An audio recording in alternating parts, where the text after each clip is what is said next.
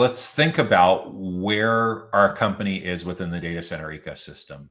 So we're not an operator, we're not a technology company, we're a facilities related company. Power, cooling, commissioning, decommissioning, physical security. We're spending a lot of time with facilities managers, the people that run the buildings. This is not quite construction, although in the early stages of planning a brand new data center, construction developers, real estate investors for sure are involved.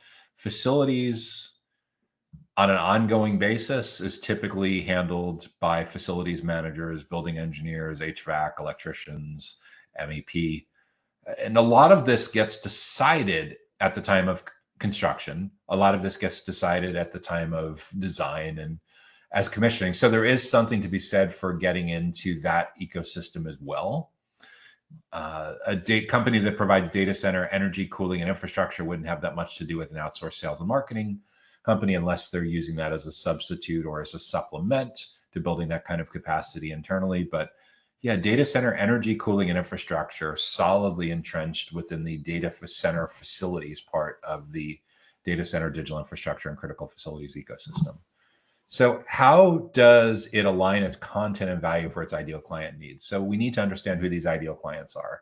In most cases, companies that provide energy, cooling, and infrastructure at a high level have two different categories of buyers.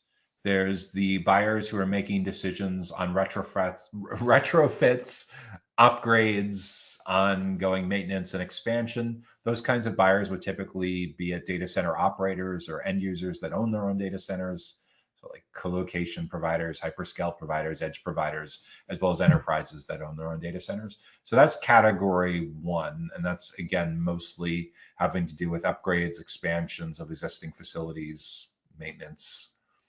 And then the second broad category is pre-construction. This is getting in front of developers, contractors, designers,